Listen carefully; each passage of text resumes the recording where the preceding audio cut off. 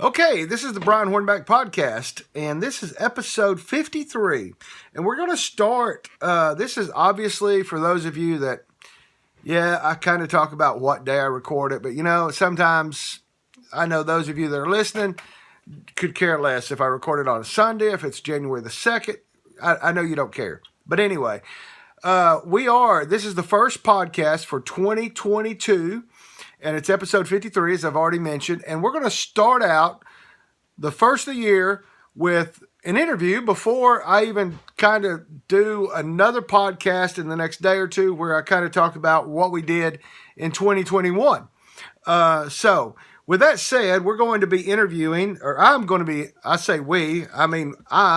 interviewing, or we're going to be talking to Kim Frazier. Kim Frazier is a candidate. She has picked up a petition to run as a Republican countywide for the county commission seat, District 11, seat 11. Some people call it district, some people call it a seat. I call it a seat because it's countywide, so there's not really a district. But anyway, it's the county commission seat that Justin Biggs has served for the last 4 years. He's running for county trustee, a job in an office that he's worked in for the last 16 or so years. And Kim Frazier is a Republican candidate for that particular seat. So, Kim, welcome to the Brian Hornback podcast. Well, thank you, Brian, for having me. I feel so honored to be your first guest for 2022. Oh, absolutely. That just really shows. That's part of the messaging is we're going to bring community back into local government. This is a great way to kick that off. Hey, I am pleased to have you. So that some of the people that are listening maybe don't know about Kim Frazier. You grew up, I think, in Alabama on a farm with Christian parents.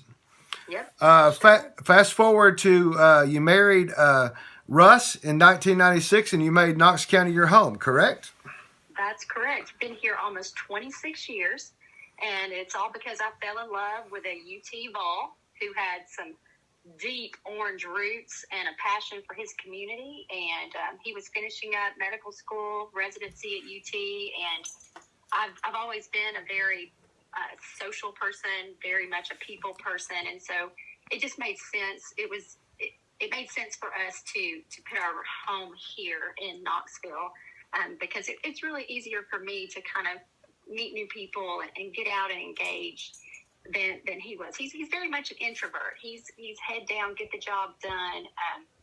And, I'm all over the place. So it made a lot of sense. And as a former school board member from like 2000, 2004, I would be remiss if I didn't recognize the fact that Russ's father also was a public servant who was involved in public education, Dr. Robert Frazier, who was the first principal at Farragut Intermediate School. And he was the first and only principal until his untimely death. And he was such a great man and such a pillar in the Farragut community. And, we have people all the time come to us and say, your father-in-law, he just meant the world to me, and he made such an impact. And, I think that really shows in his son, my husband, Russ. He's so passionate about his community and public education and just serving people. And so I'm just so honored to carry the name Frazier.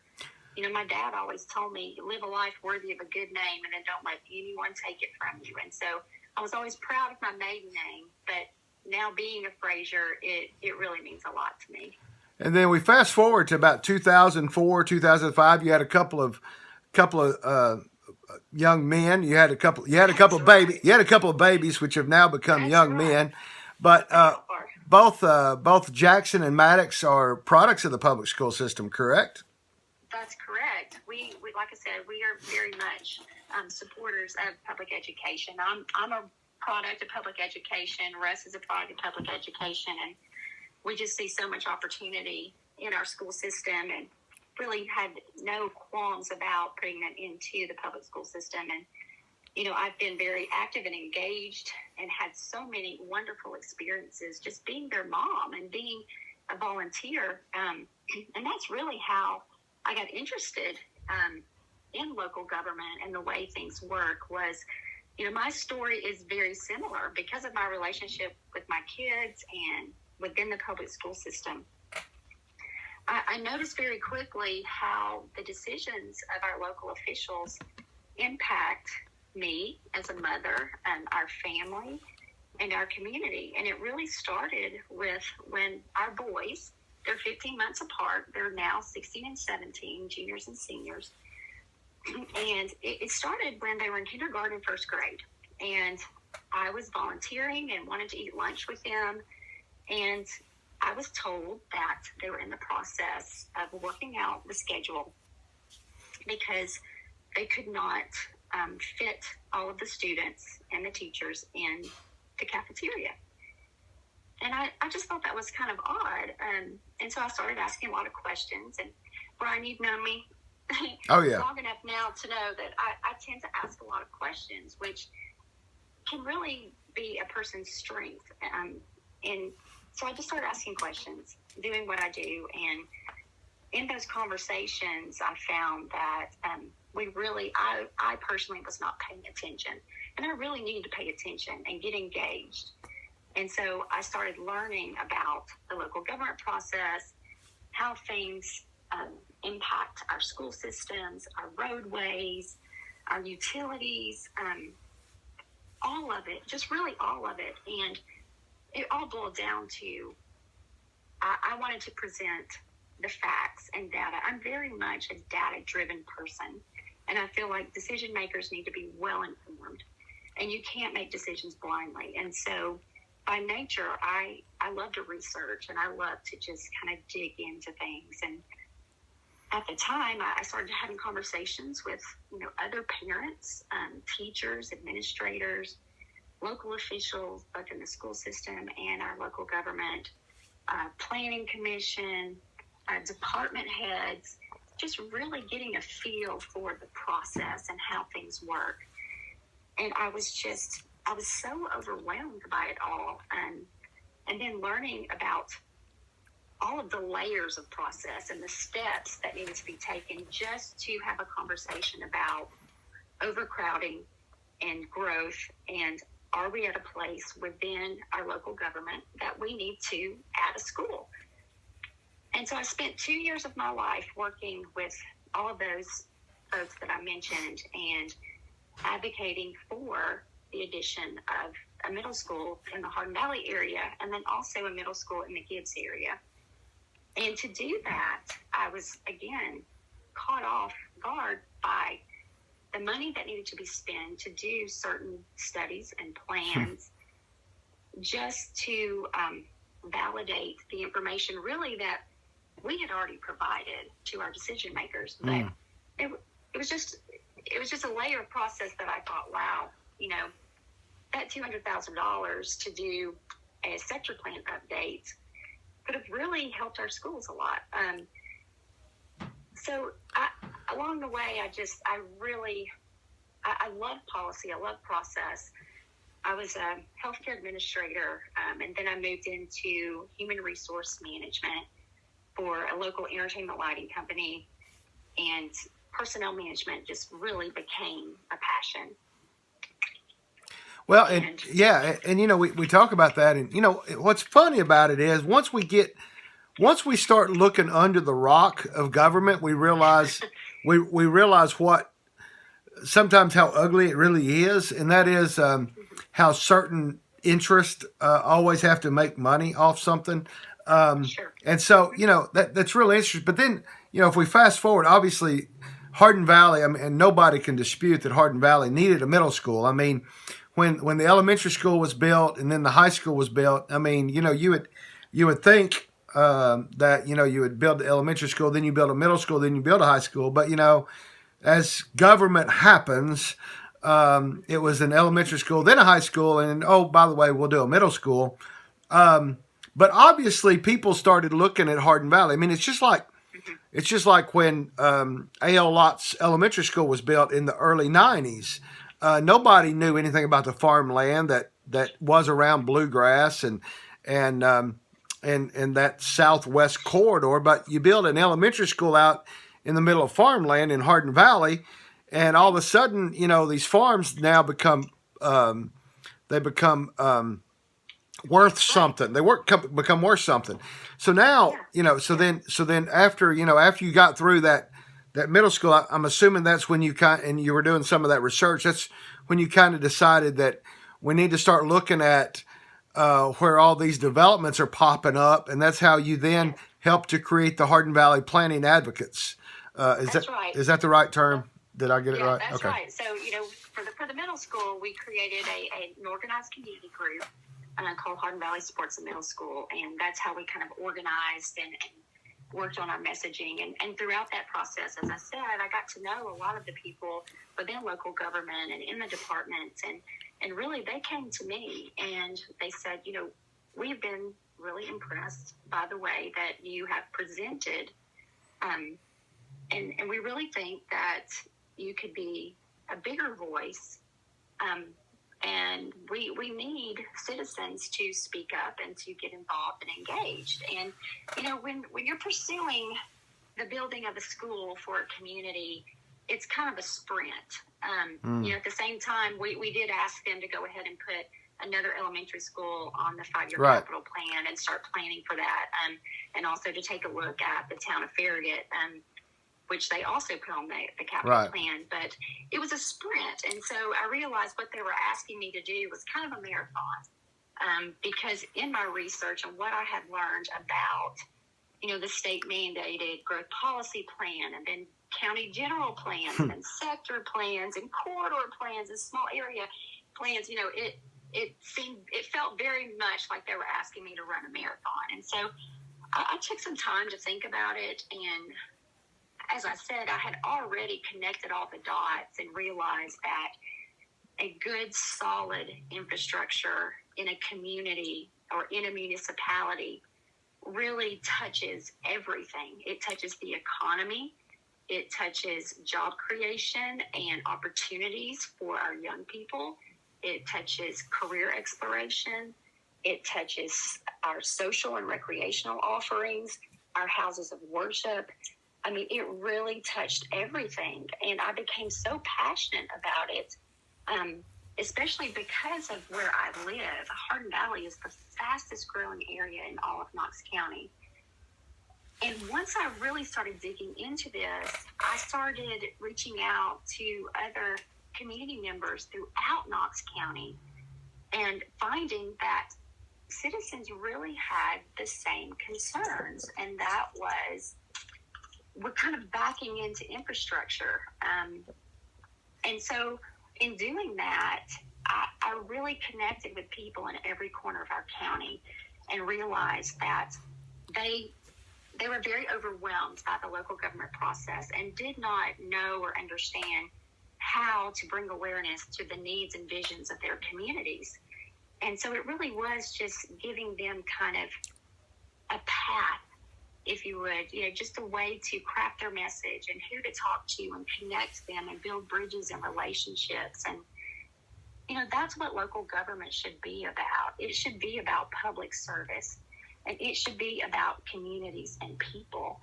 And, that's what I tell people is that I have been showing up when it was about people and community, not a campaign or an election. This isn't something that I want to dabble in. This is a way to deepen my commitment to people and community and help them raise awareness of their needs and their visions. I mean, we have citizens who have lived here for generations, and they still don't feel heard. Oh, absolutely. And, we've got to give them a voice. And by doing that, by taking care of the people who already live here and they're raising their families and they're doing business here, we're not only taking care of them and improving their daily quality of life, we are positioning ourselves as a county to be more attractive to new residents and new businesses, small and large. And so in all of that, I just found, wow, infrastructure is just, it has so many tentacles and it touches so many things that are really, really important to just improving the quality of life of our citizens and hopefully our future citizens. So granted, I know that you're running countywide, and there's a lot of new. What happened 5 or 6 years ago in Hardin Valley is probably getting ready to start happening out in the Gibbs community, out in the Corrington community, and eventually over into the Carter community, obviously. But what is the? I know that there's been a lot of recent. So in order for a farmland to go from farmland to a subdivision, obviously it goes to the Metropolitan Planning Commission, which is appointed by the there's appointments from the city, there's appointments from the county. It's got to go through that plan staff first, then it goes to the MPC, then it goes to the county commission. But to really talk about Hardin Valley, how much more available land is there that is wide open space? I suspect there's not much. Right. So to put it in perspective, in the year 2021, and this is information that my group, we commissioned on our own to get this information from our planning department. This isn't information that's readily available and just out there for our decision makers, like the Planning Commission, who, as you said, it's an appointed body. There are, I think, 8 from the county mayor, 7 from the city mayor. They are appointed, and this is information that they would have to request or seek. This isn't information that's provided to them to make decisions on a month-to-month basis. And so, to put it in perspective, in Hardin Valley, in 2021, there were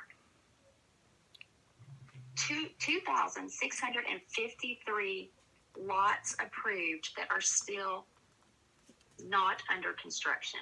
Wow. There were 1,900 homes that were built.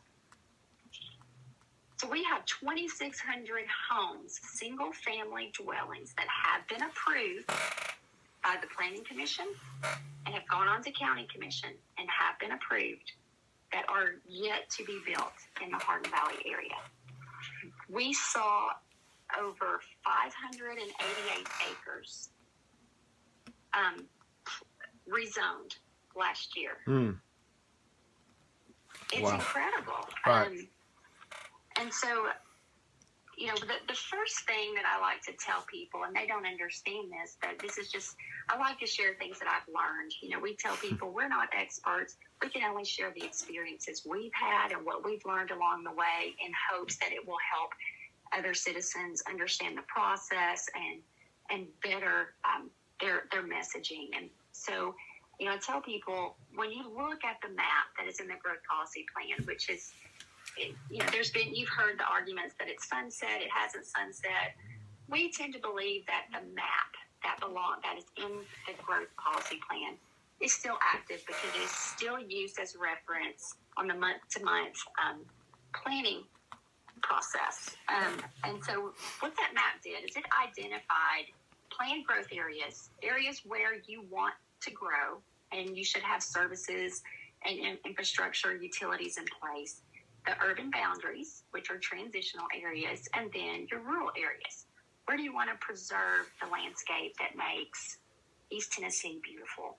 And so that map is often referred to on planning requests for rezonings or sector plan amendments.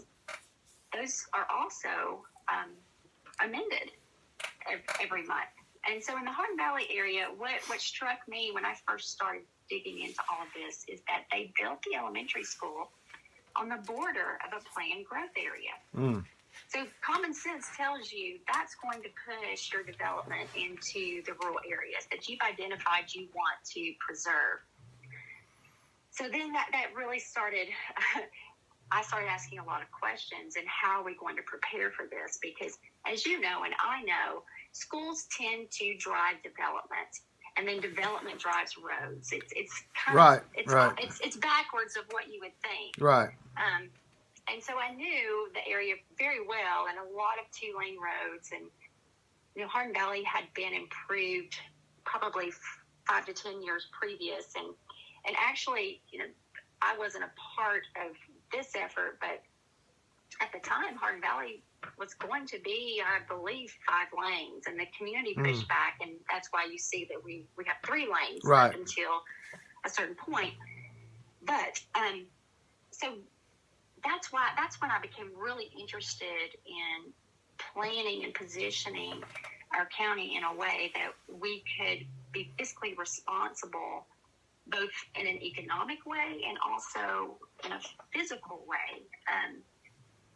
And so that's when I really just I just dug in and learned so much. In the process, like you said, it is overwhelming. And the time frame is very short. So by the time that a citizen sees a zoning sign, a rezoning or a sector plan amendment sign on a piece of property, they literally have 10 days right. to organize, show up, and then they get 5 minutes to talk before Planning Commission.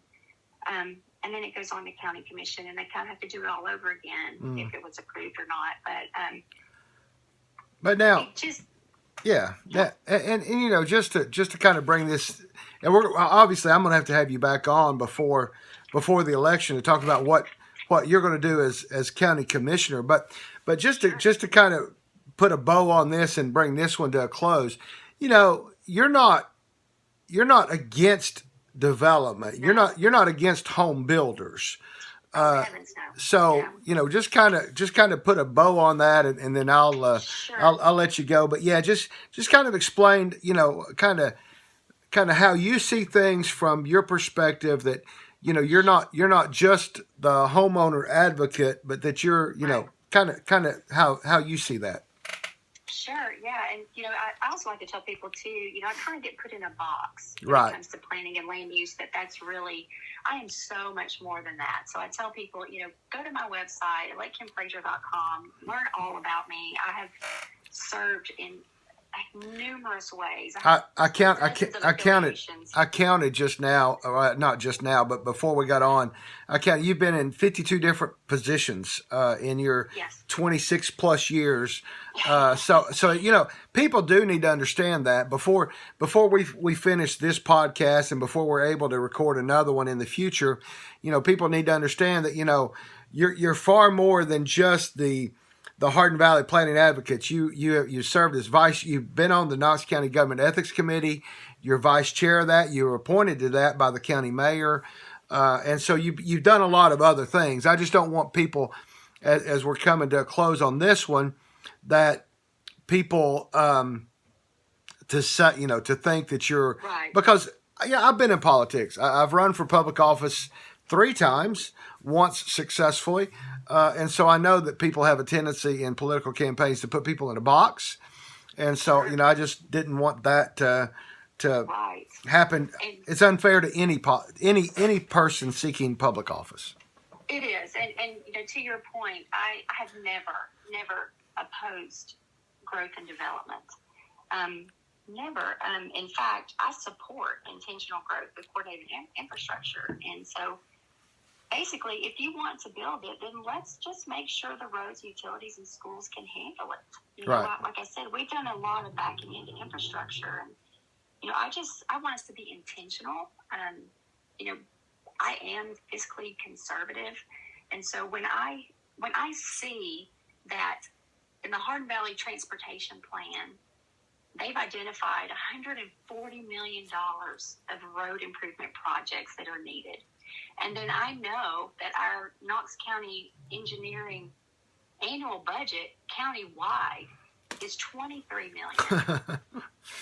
It kind of makes me go, you know what? I think we can do better. Yeah. And you know, and that's why I'm doing this. That's really why I'm doing this, because over the last 5 years, I've really been advocating with our county government to create a comprehensive land use, transportation, and park plan, something that will address public safety and job creation and market trends and our schools. And, you know, I've stayed very, very persistent in doing that. And I'm happy to say that our current county mayor and our county commission have approved the funding to do that, to create a comprehensive plan. And so now more than ever, it is so critical that we elect people who understand this process and understand the tools and the resources that doing something like this will provide our county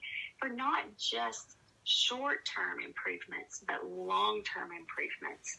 And, it touches on everything.